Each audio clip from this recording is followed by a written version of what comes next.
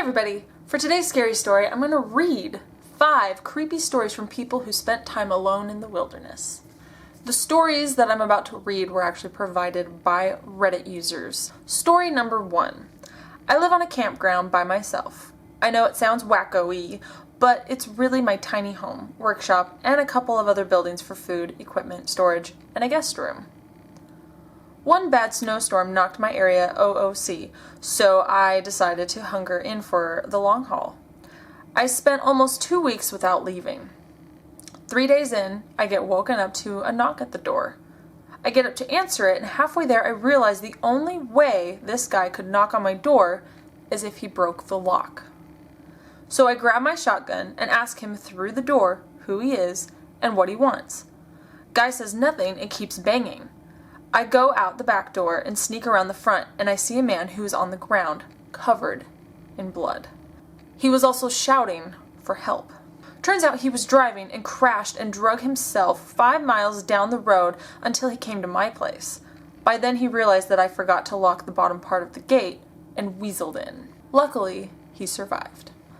The person who provided that story is anonymous. Story number 2. This happened to myself and a close friend, both 23 years old, males. We decided to go on a 2-night backpacking camping trip in the Adirondack Mountains of New York. We are both very comfortable with nature and spent a lot of time camping, hunting, fishing, etc.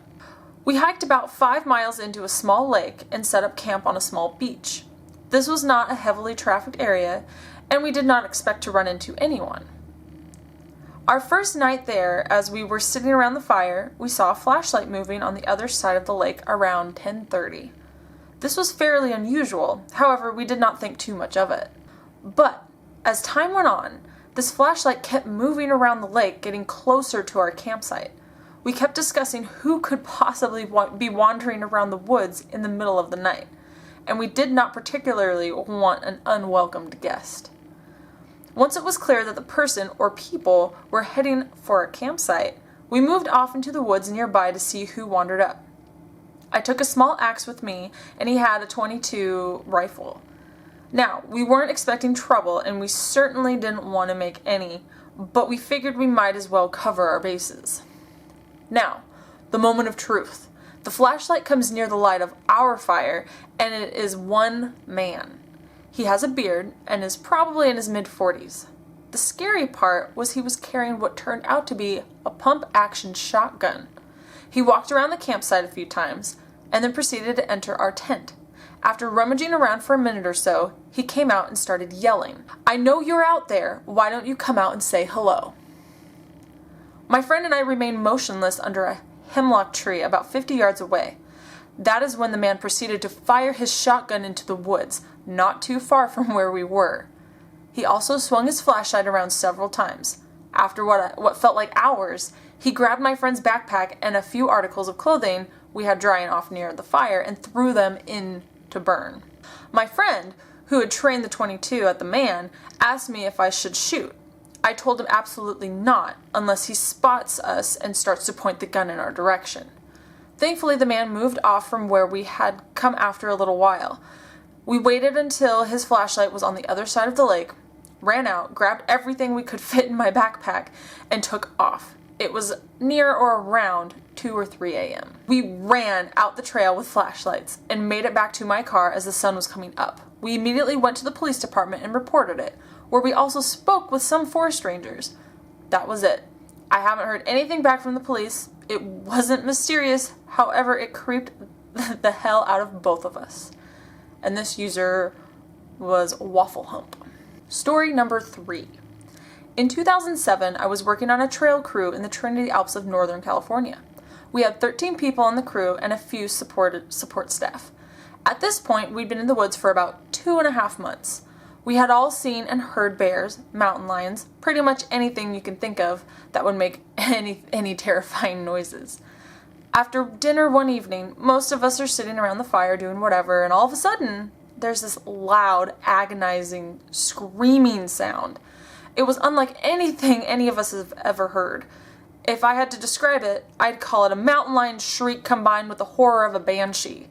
Everyone was understandably freaked the hell out.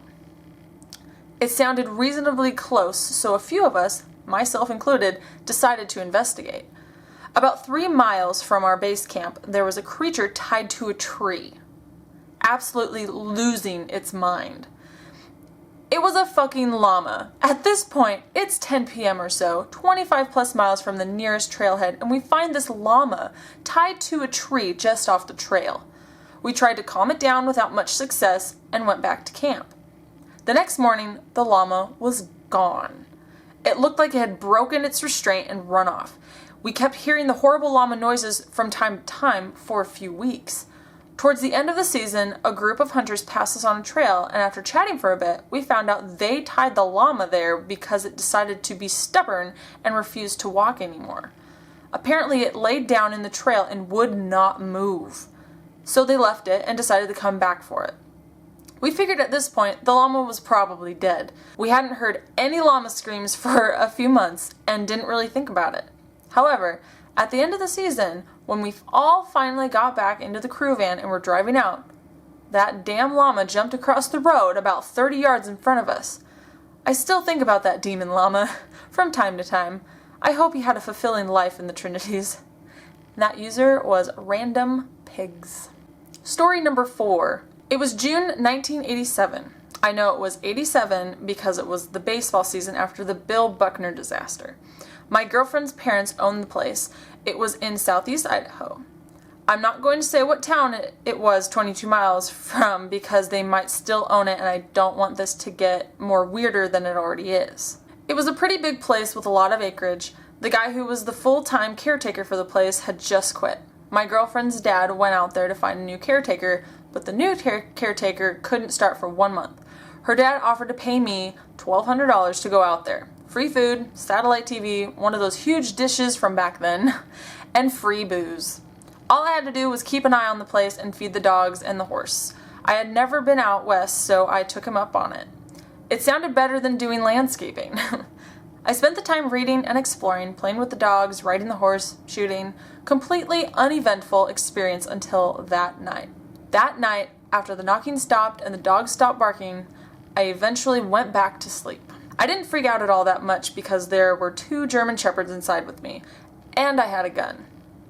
I kept it on the nightstand. I had been drinking a little bit, but not drunk by any means. There were several neighbors that were a few miles away. I was kind of thinking someone just simply drove up to the wrong driveway. Next morning at crack of dawn, I opened the front door to let the dogs out and see a white Chevy Nova sitting in the driveway. It was near the small cabin for the caretaker. The cabin was about 100 yards from the main house. I called my girlfriend's dad and asked him if he knew anyone with that make and model car and told him about what had happened that night before. He didn't know anyone and he called the police directly. Police show up, ask me a few questions, walk around the property for an hour or so. The car was locked. The police had it towed. I have no idea if it was broke down or not. There was only one set of tire tracks coming in to the house. A few days later, my girlfriend's dad called me up to say the guy who owned that car was missing and to call the police if anything weird happened again. I have no idea who the guy was at all. Don't know how long he was missing or when he was even reported missing or who even reported him missing. He was just missing. Girlfriend's dad didn't know that much either. After 1 month, I go back home. Girlfriend and I break up shortly thereafter. I see her out on the town several months later, and I ask her if she ever found out what happened to that guy. All she knows is the guy was found dead by suicide 30 miles away. The suicide happened several months after that incident at the house, and he was found a couple of days after he had killed himself. I asked her how he did it, where he was found, who found him, so on, and I got nothing. I never saw her again.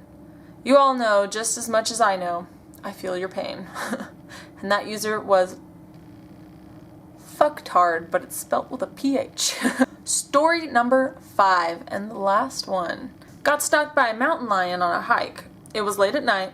We're in about a group of 5 and didn't have enough flashlights to go around. So we gave one to the person in front and one to me in the back. I felt like I was being watched, so I real quick flashed the light around and turned my head. Saw a pair of green eyes attached to a body slink back off in the trail a little bit. Our light wasn't powerful enough to get a super good beat on it, but every 30 seconds or so after, I would turn around and flash the light up the trail. Probably saw something about 75% of my turnarounds. It followed us for probably a half hour until we were 10 minutes from the car. The people I was hiking with didn't notice, and mountain lions don't often jump large groups of adults.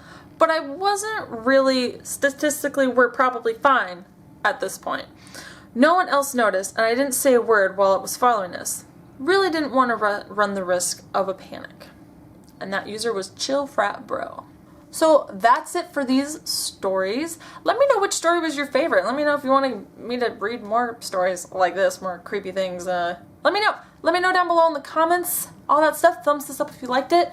I'm also wearing a little wooden hearse necklace, one of my creations. You can get, I'll probably have some of these available on my website as well as other things. Other spooky things. I make a lot of jewelry and I make a lot of creepy things, so if you're interested or want to purchase any merchandise, you can go to ladylockscreations.com. You can also follow me on Instagram and Twitter. Instagram is ladylockslife and ladylockscreations. Ladylockslife is my main account, it's where I do most of the posting. Ladylockscreations is where I post like customer appreciation photos and other random stuff. You can also follow me at facebook.com/ladylockslife and ladylockscreations as well. I tend to post coupon codes and stuff on the creations page also, so feel free to follow me anywhere and everywhere, and I love you guys, and I will talk to you later. Bye!